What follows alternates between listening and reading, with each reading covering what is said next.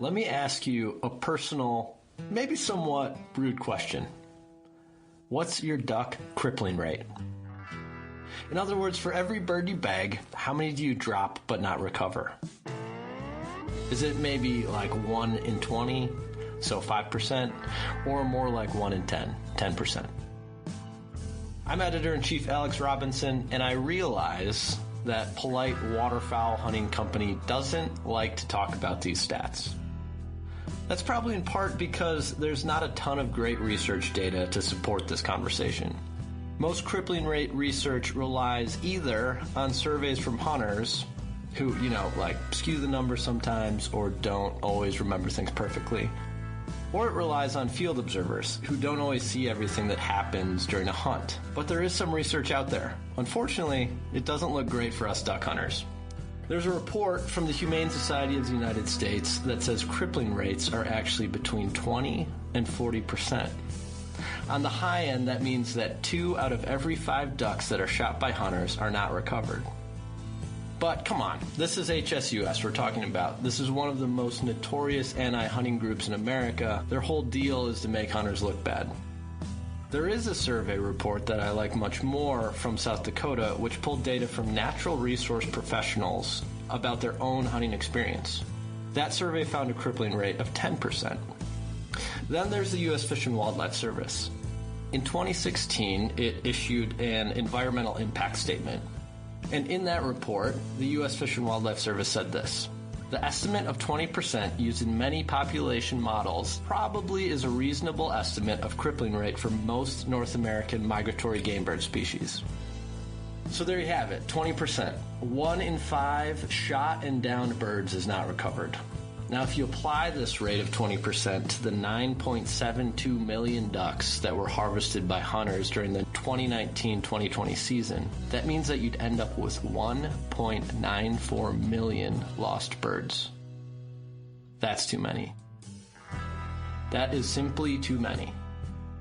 We duck hunters can do better. And I'm not the only one who thinks this. There are 2 old-school duck hunters who I consider the noblemen of the waterfowl hunting world, who know that we can do better. One is Kjos. He's a renowned waterfowl photographer and marketing guru who is helping grow Boss Shotshells. The other is Tom Dokken. He's like the godfather of retriever training in America. From talking to these guys, there's basically 3 ways to reduce crippling rates. One is to just get better at shooting, but also to improve our effectiveness of our gun, choke, and load combination. Number 2, we can hunt with trained retrievers. I'm talking about duck dogs that are trained to succeed in real-world hunting conditions. Number 3 is trickier. Number 3 is about changing our attitudes about what it means to be a duck hunter. We need to make reducing crippling rates a point of pride. Now, we can do this because duck hunters are numbers driven by nature. We count all kinds of stuff. We count birds in the field. We count birds to our limit. We count the number of limits we've killed. How about we start counting how many birds we can bag without losing one? Because here's the thing, the very best waterfowl hunters out there don't lose a lot of birds. Let's start talking about that. I will be back with Kjos right after the break.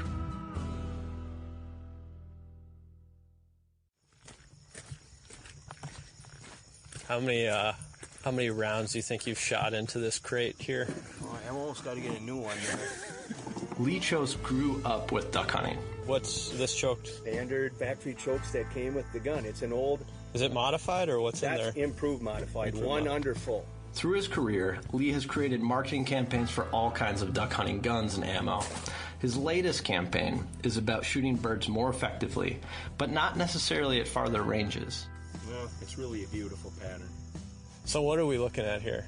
Well, first of all, I center punched it, and I almost never do that. But if you draw a 30-inch circle on the densest part, you can see what you're looking at, right? Right. They're almost all right there. Yeah, and it's very even. There's no big holes in it. Nothing. Even pattern. The other thing is there's absolutely nothing that's going to get through that. They're all going to be dead. Even if you hit it on the fringe, they're going to be dead. Yeah.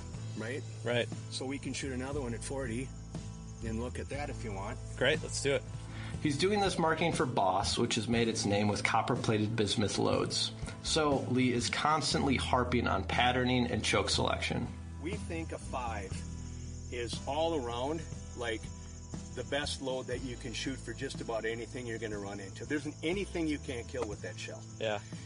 And we like the 2 3/4 because it's 1 1/4 ounce payload. Right. Which is the same payload in every 3-inch steel shell. That's right. Right? And you get a pattern like this. And you get a beauty.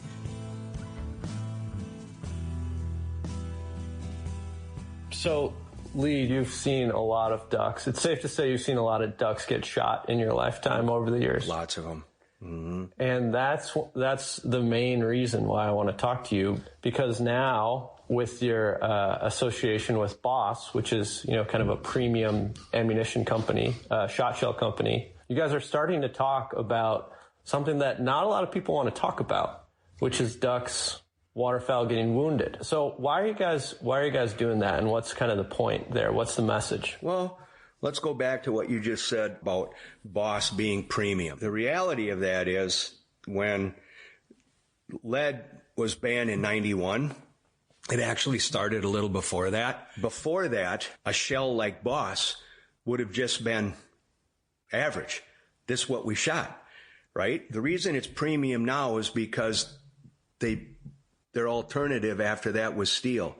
And steel's just never been an effective killer. I'm 61 years old, and I grew up watching Dad kill ducks, and he was really good at doing it. I got pretty good at doing it, but I was shooting lead. And then when this steel came out, you're like, oh, man, this is not good at all, right? And then, oh, by the way, you can't shoot that gun. You got to go get a different gun, right? So it's a whole thing. In retrospect, I look back, and I think they took it the wrong way.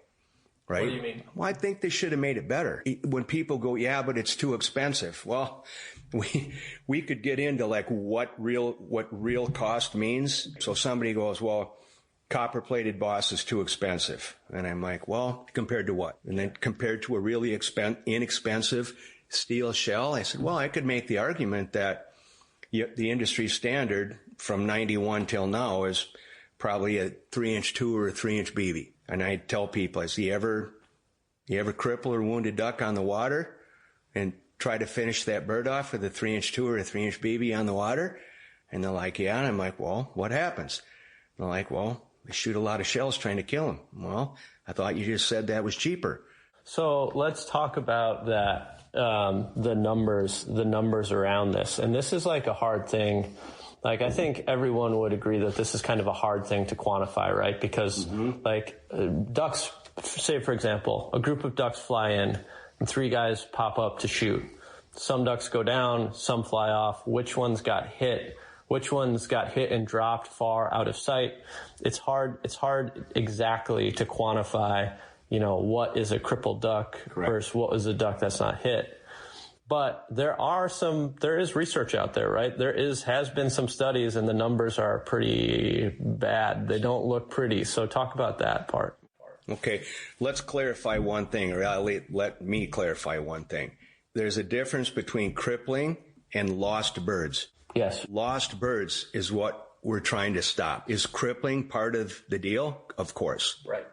Can we do things to have way less crippling and way less lost birds? Absolutely. I mean, we'll talk about that. Yeah. So the number I use is lost birds per year due to crippling, 3.4 to 3.7 million. So people would, even if I post that or something or talk about it on a podcast, people will DM me, and I always give my name, and you know where to find me on Boss Shots. You know where to find me. You're not bashful about this. And I'm the guy you're going to be talking to. They'll go, dude, is that number real? And I'm like, well, I didn't do the research, but I talked to a lot of people that have, including the big waterfowl conservation companies, biologists, right? So you asked me like, why is Boss? Because that number drives me nuts. It sounds nuts. It sounds way too many, way too much. How could that be, right? Well, yeah, I'm like, really? I grew up a DIY guy. Mm-hmm. I quite honestly, at heart, I still am a DIY guy. Yeah. due to Boss and what I've done for a job, my photography, I've been with the big outfits before, right? Right. Well, I can see where the crippling comes from. I can see how it happens. Okay. So if I can do one thing, I would love to change the narrative, and you'd go, well, what would be a narrative shift? Well, there's lots of them. There's put it on paper. Know what you're doing. Get better with your gun. Yeah. Practice. I mean, if you're going to take a life, get good at it. Yeah. Yeah. And when you say put it on paper, you simply mean patterning your shotgun to see, okay, what does your spread look like at 30 yards? What does it look like at 40 yards?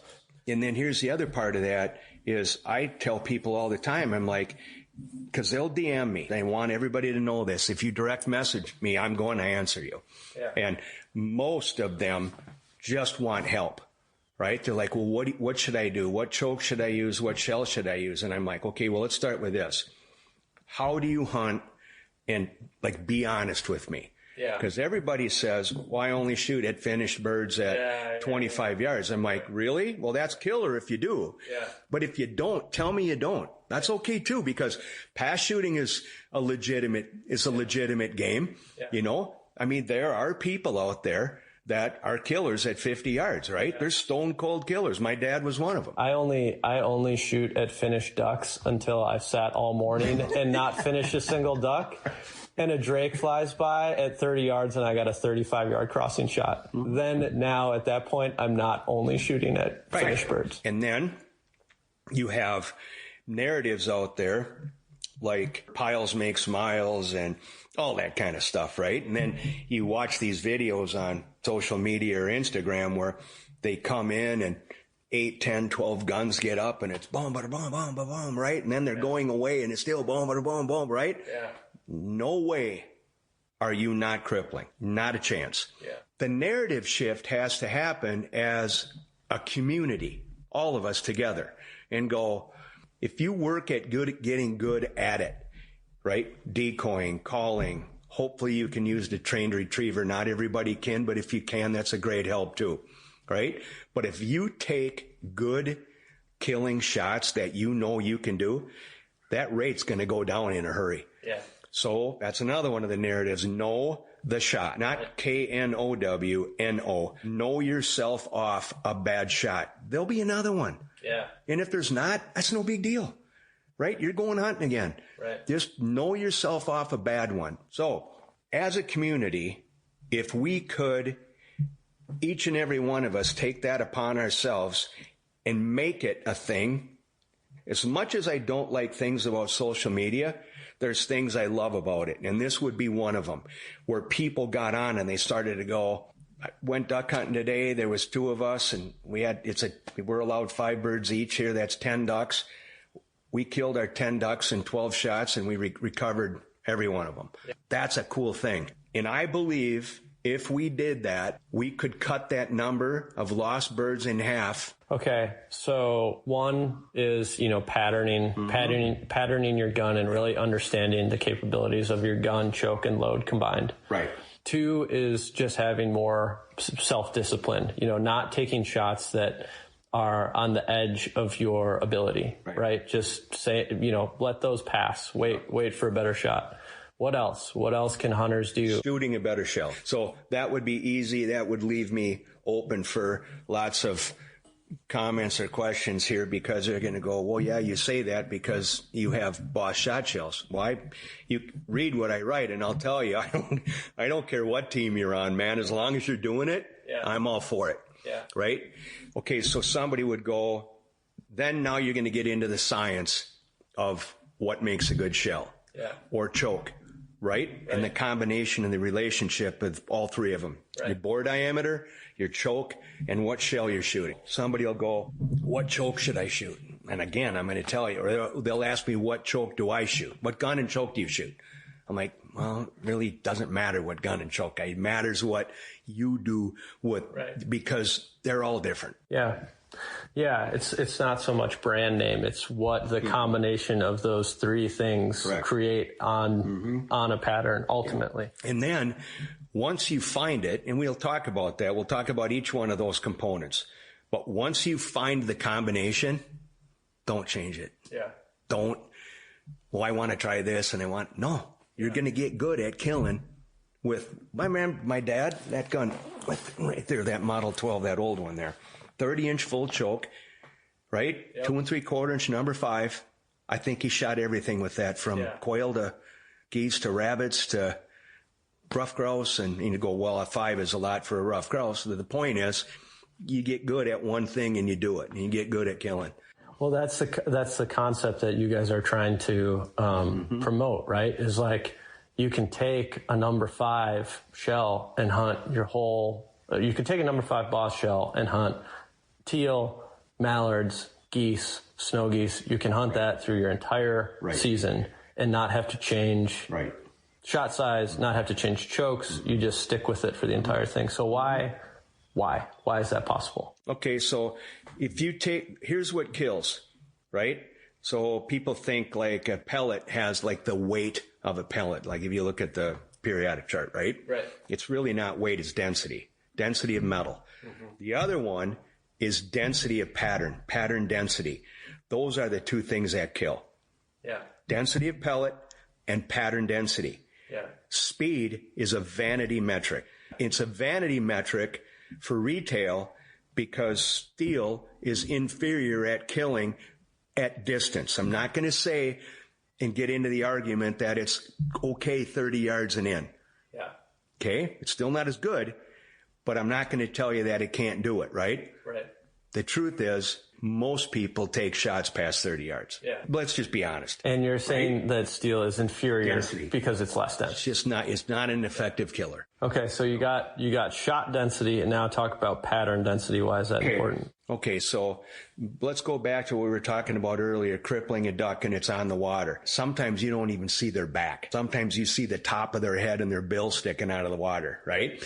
And you're trying to kill them at distance. First of all, you've already shot and probably shot other things, so they're swimming away. You don't have enough pattern density because there's not enough pellets in a 3-inch 2 or a 3-inch BB to kill them. So you'd go, well, then I'm just going to buy number 5s in steel, but I'm going to tell you, it's still not going to kill them because you don't have the density. You don't have the weight to kill them. The key is to get the density of the pellet up and shoot smaller shot sizes to fill in the gaps so that you're hitting them with 4 or 5 body hits, putting it on them, right? Yeah. I mean, you see me, I'm not a very big guy. If I hit you, it's probably not going to hurt very bad. But if 10 guys like me hit you, it's going to hurt, right? So density and pattern density is what kills. That's why back in the day, you can talk to old timers, and I'm going to throw myself in there. I'm 61. I know so many guys that got out of waterfowling because they couldn't stand it anymore. When it switched to steel. When it switched to steel. People are just tired of losing ducks. They didn't want to do it anymore. There's also, it'd be kind of fun to find out, I don't know if we get in trouble for it, but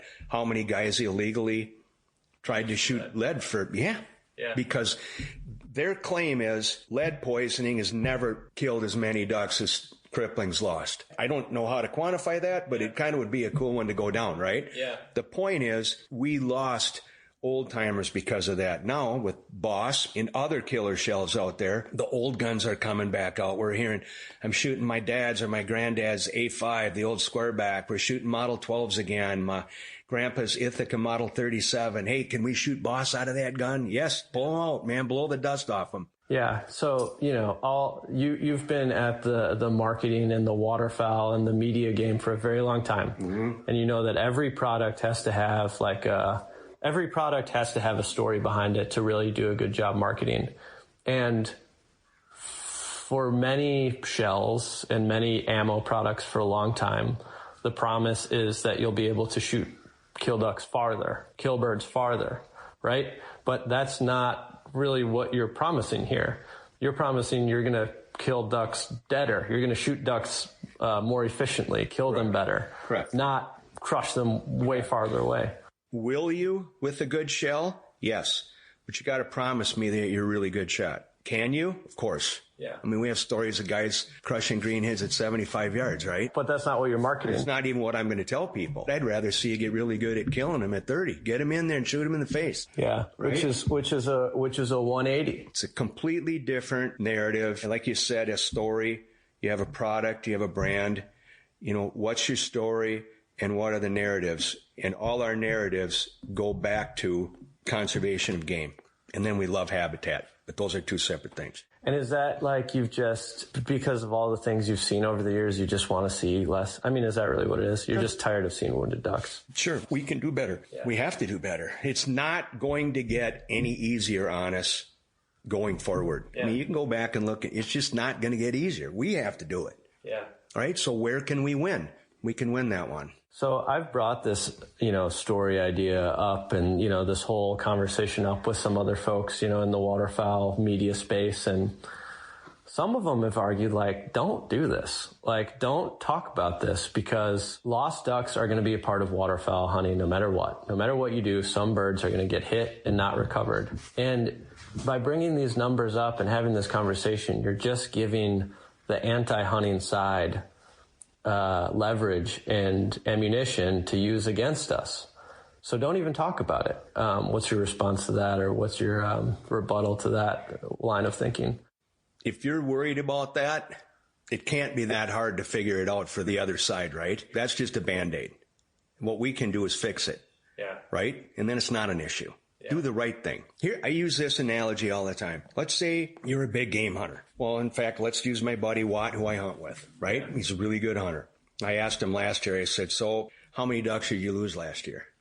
And he's like, me or everybody I hunted with? And remember, I hunt with him a lot. And he goes, I said, you personally? He goes, none. He's a good shot, really good shot. Great duck caller, knows how to hunt, only takes kill shots, hunts with a trained retriever, and he doesn't lose ducks. And I said, how about the other guys you're with? He goes, maybe 2 or 3 I can think of the whole year that got away from us. That's nothing. It's amazing. It's amazing, right? And that's just because they work at it, okay? Now, this year he drew a sheep tag in Colorado in some unit that I guess is like the primo unit, right? He'd been trying for like 20 some years and he drew this tag, right? Okay, so he draws this tag. What do you think he does? I got to get in sheep shape. Yeah. What gun you going to shoot? Well, I'm going to shoot this gun and I'm the Night Force, blah, blah, blah, scope and, right? This shell. Do you think he's dialed in? Yeah. Oh, he's dialed in, dude. Yeah. Right? Yeah. Is it because it might be a hunt that's in the tens of thousands of dollars and I'm going to tell you, no, it's not for him. It's because he respects what he's doing. Yeah. He wants to be good at doing it, right? He's the same thing, duck hunting. Yeah. So I tell people, it's like, do you place more value on a sheep than a duck? I don't even want to hear that if somebody says yes. I'd freak out, right? Yeah, yeah. I'm like, I don't, right? Yeah. I think if we're going to take a life, we owe it to them. That's what I think. Yeah. I think also there has to do with how you're set up. I think more experienced waterfowl hunters set up in places where they can easily retrieve their birds because they don't want to mess around. You don't want to mess around with chasing birds down and, your dog getting stuck in muck and cattails over your head. Like you've done that. You don't want to do that anymore in your career.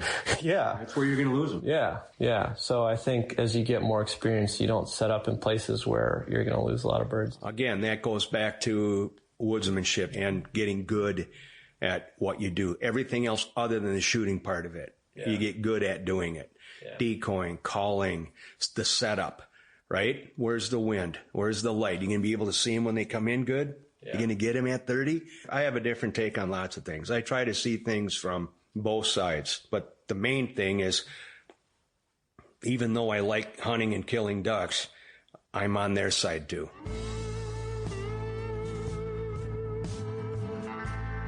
We'll be back with Tom Dokken after the break.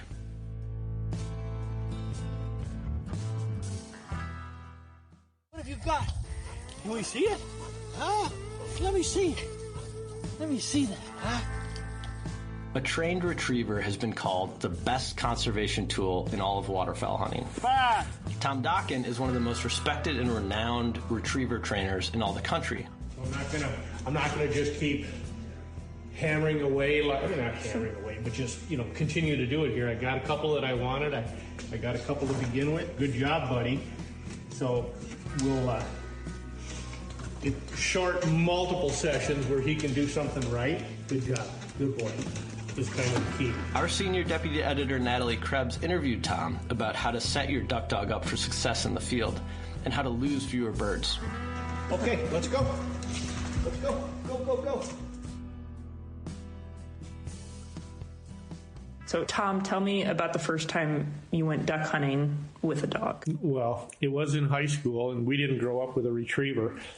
And so my friend had a dog, so we were up in north of the cities in Minnesota, and we were hunting this small creek. It probably wasn't more than 10 yards wide, and on both sides of this creek, there was like 6 feet high, tall cane. And there was a little flock of blue-winged teal that came right down the creek flying. We shot 3 of them, and they landed on the other side in this really high, thick cane. And I was thinking to myself, well, there's just no way. We're just not going to find these things. And my friend went over there and got the dog kind of in the weeds where we saw the first one fall. He goes in there, comes out with it, and I go, oh, that was pretty neat. We recovered all 3 of them. And that was like just an eye-opener just for what a dog could do. And, you know, over the years, it's just apparent that if you don't have a dog, and no matter if you're duck hunting, pheasant hunting, whatever it is, you know, you're kind of handicapped, especially on retrieving, you know, stuff that maybe you can't find. So how do you train for that? Well, let's say once we've got a dog introduced to birds and we'll retrieve in training and he knows to pick something up and bring it back in, then what you're going to do is you want to set them up for success. So what I'll do is I'll go and find some cover that's maybe about a foot and a half high. And I'll have somebody hold the dog back a little ways, and I'll have him watch me go over, and I'll place a dead bird in some of that high grass. And he knows that I put something over there, and I'll say, okay, hunt dead, and that's what I'm going to use for them to just hunt for a bird that's already been knocked down. And I want to make sure that I'm going to work him into the wind. I'll let their nose take over. But I'm starting off to make it so easy that I'm not expecting him to go out and hunt for 15 minutes. He's seen something that was placed there. He doesn't know exactly where it was, but I got him downwind and he had to use his nose. And then I'll just do little drills like that where now I'm not going to show him that I'm putting something out there. And I'm not going to have him, once again, hunt a long time. But when I say hunt dead, hunt dead, hunt dead, I'll just keep saying that. He knows that there's something in this area he needs to find. Now, if we were just going to go, like, say, upland hunt, then the terminology would be different. I'd say hunt him up. That means just go, start searching, see if you can find something to put in the air. So hunt dead to these dogs means there's something here, I want you to find it. And so the majority of the time on something like this would be you've knocked something down, the dog probably didn't see it either, so you're going to mark where it went down, and then you're going to call the dog over to you or bring the dog over there and then have them start searching. But they have to be successful. If they aren't successful, pretty soon they aren't going to hunt dead. They're just going to go, well, I can't find anything. And worst case scenario is like, you know, maybe you've shot a couple of ducks and you're not going to come up with this one. You're just not. I'd have a duck with me, maybe in my game bag, and when the dog's not looking, I'd just throw it off to the side and then let him come in and find something. They have to be successful, especially a youngster. Sure. What about on stuff when you're hunting water and you've got diving ducks? What do the birds tend to do, and how do you prepare a dog for those situations? Well, we're all going to run into, especially if you're hunting water, you're going to knock birds down. There's 2 things that I do anyways. First off, if we're hunting water, if we knock a bird down, we're going to make sure if that bird pops up, you have the gun on it where it went down. If its head pops up, you're going to do one right on the water, because you'd be surprised. Most people think that they're going to lose maybe a bluebill or a canvasback or something like that. Those are diving ducks. Mallards are going to do the same thing. Blue-winged teal, whatever, when a dog comes towards them, they're going to dive. And what normally happens is the first dive, they're going to pop up really quick. And then when they see they're being pursued, now they're going to swim underwater longer and longer and longer. Now that they're not going to expose their head, they're going to be having that head just barely above water as they're just working themselves away. And if you have any kind of ripples, that dog is going to have a hard time staying with it, because remember now, you're standing on shore looking from roughly close to 6 feet up. They're looking inches off the water. And if you have a duck that is barely hit, they'll keep diving, and a lot of times your dog's not going to come up with it. Now, if you're hunting a rice field that's 10 inches deep, that duck has less chance one thing that people say that, well, that duck must have went down and grabbed a weed and committed suicide and held on to the weed. I have to have somebody show me that. Yeah. Those are birds that dove several times, ended up diving, getting away. We've done this at the kennel. We've got a little pond, just a small little training pond that we've set up for certain scenarios, that it's about 20 yards wide, 30 by 30 yards, and it's probably about 3 feet deep. We can take a mallard duck that can't fly and toss it in the water and send a dog for it, and it's going to dive. And invariably, it'll dive the one time and then go under again. And this dog goes, it's here somewhere. And you'll see that duck surface way off to the side, and he'll be just tucked right up against the bank. And that dog actually, if they stay with it, they're going to end up running along the edge, and it goes under again. But that's a mallard. Yeah.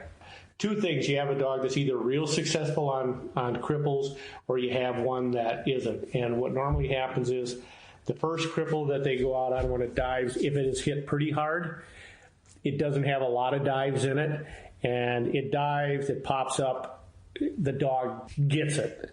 So that dog learned that it dove, and it came up, I swam over there, I caught it. And so he had success. Now the next dog, and has never experienced it before, that bird dives, it comes up, he goes over for it, but it's too lively. It goes under again, maybe several times. Now it's swam way underwater. He doesn't come up with it. He's learned that if that happens, it's over, come in. So now as you start shooting ducks and he has more cripples, he might go out there, as soon as it goes under, he just turns around and gives up. So they have to be successful there too. We train for that. We have a diving duck that we've come up with that we can actually have a training dummy that dives and goes underwater and pops up. And so we can even teach like an 8-week-old puppy, if they know how to swim, instinctively they will, if something goes under the water, they'll spin a circle. Yeah. You've seen that. Yeah. They'll spin a circle looking to where did it go, and then we just pop it up immediately so he can catch it. What we'll do, after that, each dive gets a little longer, and they'll actually get to the point where most dogs won't go out into open water and then just start big circles and hunt. On land they will, but in water they just have never had to do that, because you throw a dummy, they pick it up. So they'll actually get to the point where you've done this enough and their confidence is there, they'll stay out there and keep swimming around because they've been successful. So there's going to be some that you knock down that are too far out of gun range to hit again, and you have to know whether you think it's even possible to send the dog for it, because halfway across the lake and it isn't hit hard, the dog's going to lose sight of it. Go around the lake or get the boat. Yeah. So in those hunting scenarios too, even if you've trained your dog for it, where also does the hunter's responsibility come in those hunting scenarios to set their dog up for success? Just shooting ducks closer? Is it? Well, normally what we'll do is we have a youngster on his first hunt. I would handle the dog, and then I'd have somebody who really knows how to shoot. And we want layups. We want to shoot one bird. We're not trying to shoot 2 or 3 or 4 out of a flock. A little layup shot, boom, you've shot it. It's dead on the water, and let them have success. So the biggest thing, I think, is a flock comes in and you bang one bird, you're shooting at another one, you lose track of what just hit the deck, and you may have a cripple. The first bird you knock down is a cripple, and you're shooting at other birds, and all of a sudden you go, oh, we got one that's its head is up and it's heading out. Yeah. And maybe this is just maturing as a hunter, that you don't have to shoot the whole flock, but shoot one bird and stay on it when it hits the water. Make sure it's down. That's easier said than done for some people. Just like I don't get a chance to hunt that much, and we're gonna take as many birds out of this flock as we legally can. But then paying attention, if you got birds on the water and you got a head up, make sure the dog's not out there, obviously. And get on them. How much responsibility lies with the hunter to mark birds instead of just relying on their dog? Is it 100%? Yeah, it really is. I mean, especially like the cover you're hunting in too. Let's say marking, meaning is watching something fall, in dog training terms, marking where it fell and sending the dog to go get it. But let's say you're up against a shoreline, or you're hunting along a shore and you got a lot of cattails behind you. Well, anything that you drop behind you is 100%. It has to be marked, and you've got to get a pretty good line on it, because you are not going to be able to find it yourself. So You got to know the environment and what shots are you going to take. Are you going to take shots over your head that birds are flying, back over there? Well, yeah, if you got a dog that has good experience, and you're going to find those birds, because that dog normally is not going to be able to mark those birds that well anyways. It might see it start to come out of the sky, but it can't mark where it went down because your dog's probably sitting in high grass. Sure. So it's up to you to say, well, what shots can I take where I can actually recover that bird? It'd be no different than if somebody didn't have a boat, didn't have waders, didn't have anything, and you got the wind behind your back and you're shooting ducks over open water. Well, you're not going to get any of them, right? So I have to try to shoot a duck that maybe is going to land on the land. I'm just saying. Yeah. So you have to know what's going on. But then you have to have that confidence that you can get back, mark it where it went down, get the dog back, and find it. Yeah. I'd rather have a dog that can't see that well but has a great nose, because if I can mark it relatively decent about where it went down and have a good line of where it went, if I can walk over to that area, then get the dog in the area and have him hunt dead, I'm going to come up with a lot of those birds. And most of the time when you're doing that, you're going to probably mark it short. You have it happen enough to, even if you have the dog there, you go, okay, I'm walking straight line to where it went down. And you get the dog in there, and he's hunting. He just doesn't come up with it. You're probably short. Good example is we trained with the drone the other day over the water, and we wanted ones long. Yeah. And I said, here, I'm going to show you. I think it's out there a long ways, and I brought that drone right down on the water so we could see the ripples. And I go, see, it's not as far as what we thought it was. So our depth perception probably isn't that good either. And if you add high cover, it's even tougher. Yeah, it was like 2/3 of what I thought it was, something like that. It was much, and you're very experienced at this, and it's still throwing you off. So yeah, that's a good point. So, regardless of what the stats say, whether it's hunters lose, 1 in 5 ducks or 1 in 6, what do you think waterfowlers can do about that in general? Is that like just an attitude shift? Is it bringing a dog with you when you hunt? Well, we've all seen the sticker that says conserve game, use a trained dog. I mean, that's been around for as long as I can remember. You're gonna come up with those a high percentage of those birds that you knock down, especially if they're dead. And it's just a matter of just going and finding where it went down. We talked about cripples. I mean, that's a different story, is getting on them. But one thing is that, you say you're hunting a body of water, and those cripples, even though they may be getting further and further away from you, they're probably going to end up on shore. Most likely they do. Even divers will tend to be up on shore. So it's a matter of just going around the lake or the pond and hunting those shorelines, try to pick those birds up. But I think the percentage could be way lower. It's more about taking the right shot than, okay, let's say these birds are in now, they're 45 yards, 50. Let's take a crack at them. You're going to cripple X amount of ducks. So if you have them right in the wheelhouse, you're going to have more kills and less cripples. That's just a fact, because not only do you have them in close, but by the time you would take a second and third shot, they're still in range. Sure. For the most part. So if you're shooting it, your first shot is at 40, and now you're shooting 60 and 70, I think just using good judgment on what you're doing, and then good judgment and a good dog. And what while we're talking percentages, what percentage of waterfowlers do you think have a dog that will take hand signals, will do blind retrieves at long distances? And if they did, would that change these numbers? To be honest, because I know what we train, sure, the number of people that, let's just say, take the dog to that next level. So you have, I say bird and gut introduction is puppy, then intermediate goes to obedience, force fetch for retrieve, some upland hunting, and then waterfowl experience. Now, the next level would be blind retrieves, hand signals, and so on and so forth. Now you're talking about getting an investment. Now that intermediate dog is very serviceable, provided that, you put him where he can see things are going down and make those retrieves. Blind retrieves and hand signals, as long as you can see the dog and the dog can see you, within reasonable distances, you can hand signal them to those retrieves. And I say he has to see you because you're going to give him a signal which way to go when he gets out there. So you're going to have, even if you got dead birds, and we've had that happen where maybe we've got 3 birds down, but we got a big wind behind us, which I like wind behind me. And by the time you pick up 2, now that bird is, you got waves and it's pushing it further and further and further out. Well, you're going to probably have to go get the boat if you have a dog that doesn't do hand signals, whereas it's kind of handy. I mean, if you say, well, I know my dog, I can hand signal him out to X amount of distance and I can get him there, it would save things there. If nothing else, you should have a dog that will do more than a single retrieve, or you work them past a single and then to a double and a triple. So when they come back into you with a bird, they're expecting that, there's probably another one out. But once you have a dog that does hand signals, you'll always want one. But it takes a lot of work. So if you're going to do it yourself, it takes a lot of work, a lot of time, and takes maintenance to have it.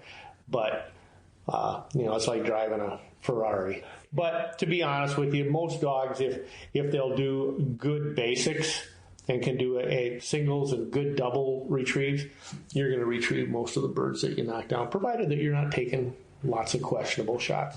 Out of curiosity, for every 100 dogs that you run through your kennels in Minnesota, how many go on to that advanced level of training? 2%. Really? But it becomes financial. Yeah. I mean, so you're talking, by that time, they've invested 2 weeks of bird and gun introduction with a 5-month-old puppy. Then it would come back, and they're going through another 10 weeks of training. And then we would, the following year, if the dog has the capabilities to go to that next level, it would come back in that next year for 90 days. You have an investment. Now, I'm not saying somebody can't train their own dog to do it, but you just got to say, do you have the time to do that training? And then time and know-how. Sure. Because it gets pretty integral, all the little steps. So it's a small percentage, but we always find that customers that have had dogs that handle, their next dog is going to go through it. You said the dogs that are capable of going to that level. So for the people who are like, oh, my dog's just not capable of doing this, or maybe they don't say that because everybody thinks their dog is great, but what's the balance of bloodline versus training? You've been able to get some dogs with not great bloodlines like to do some really impressive things. How do you think about that dynamic? Well, to go to that next level, the drive level needs to be there, because when you get to the hand signal training, it's just lots of repetition. You have to have a dog that will take a lot of repetition and keep working. It's like a lot of drill work versus, we're just going to go out and throw a bunch of dummies. So they have to be able to do that. And then plus, think about this. We're asking dogs that when we blow the whistle out at 200, 250 yards to stop. That's discipline. And be able to take some discipline, at a certain stage in order to perform at that high level. So if you have a dog that has maybe they just made it through the program and it's the kid who wants to play basketball, but he likes to be with his buddies, but he can shoot the ball, versus the kid who all he wants to do is just shoot baskets all day long. Yeah. That's a different thing. So you have to evaluate that. And we evaluate that in the intermediate level of training and go, is it worth it for you to invest in that next level based on what we've seen in the intermediate level? And the intermediate level is probably going to be more than enough for what you're going to need. I know some people can't have a dog, they can't afford a dog, they can't keep a dog, and they're still going to hunt. But generally speaking, is it unethical to duck hunt without a dog?